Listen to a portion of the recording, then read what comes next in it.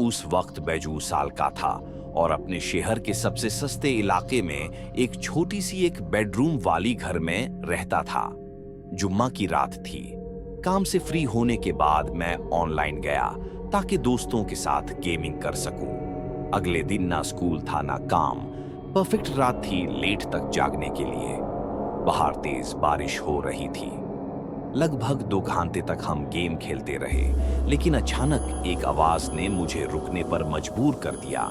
एक जोर का थूड़ सुनाई दिया, जैसे ऊपर से आई हो। मेरा पहला ख्याल था कि बारिश की वजह से कहीं छत तो लीक नहीं हो रही। मैं ऊपर गया। वहां सिर्फ बेडरूम और एक छोटी सी बाथरूम थी। दोनों जगहों पर कोई लीक नहीं था। मैं नीचे वापस आया और फिर से ऑनलाइन हो गया। कुछ देर बाद 2 बजे तक सब दोस्तों ने गेम छोड़ दिया, तो मैंने भी लॉग आउट कर दिया। सब कुछ बैंड करके मैं काउच पर बैठ गया, स्नैक्स लिए और फोन पर यूट्यूब देखने लगा। सिर्फ 10 मिनट गुजरे थे कि फिर से एक थूड़ की आवाज आई। इस बार मफल्ड थी, जैसे छत पर या उसके करीब किसी ने कुछ मारा हो। मैं दोबारा ऊपर गया और इस बार और ज्यादा ध्यान से चेक किया, लेकिन कुछ नहीं मिला। ये आवाज बिजली या थान की नहीं लग रही थी। ये दीवार में वाइब्रेशन की तरह महसूस हो रही थी, जैसे किसी ने घर को फिजिकली हिट किया हो। 10 मिनट तक हार कोने में देखने के बाद मैं क्यूरियस हो गया।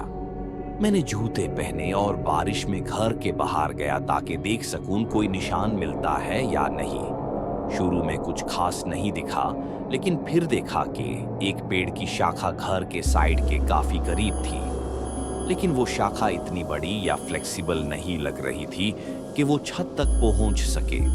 जब मैंने पेड़ को ध्यान से देखा तो रियलाइज किया कि एक छोटी सी विंडो शाखा के नीचे छुपी हुई थी।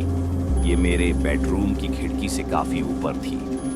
मतलब ये एटिक का हिस्सा था। मुझे पहले पता ही नहीं था कि इस घर में एटिक भी है। मैं अंदर गया, क्यूरियोसिटी बढ़ चुकी थी। मैंने एटिक का हैच ढूंढना शुरू किया। थोड़ी देर बाद मुझे ये हैच बेडरूम के क्लोजेट में मिला। छोटा सा और बिल्कुल स्मूथ सीलिंग के साथ ब्लेंड होता हुआ। अगर ध्यान ना दो तो नोटिस भी ना हो। मैं एक बॉक्स पर चढ़ा और हैच खोला। एक पुरानी चुन लगी सीधी नीचे गिर गई। साथ ही एक सड़ी हुई बड़बू ने मुझे हिला दिया। फिर एक और धूड़ की आवाज नीचे से आई। एटिक बहुत छोटी थी, मुश्किल से 2 फुट ऊंची। मैं धीरे धीरे सीढ़ी पर चढ़ा और अंदर झांका। वो एक अंधेरा छोटा टनल जैसा था और टनल के एंड पर खिड़की के पास एक शख्स चारों हाथों पर झुका हुआ मुझे सीधा देख रहा था। मैं इतना डर गया कि लैडर से गिरते गिरते बचा, नीचे कूद गया और भाग के घर से बाहर निकाल गया।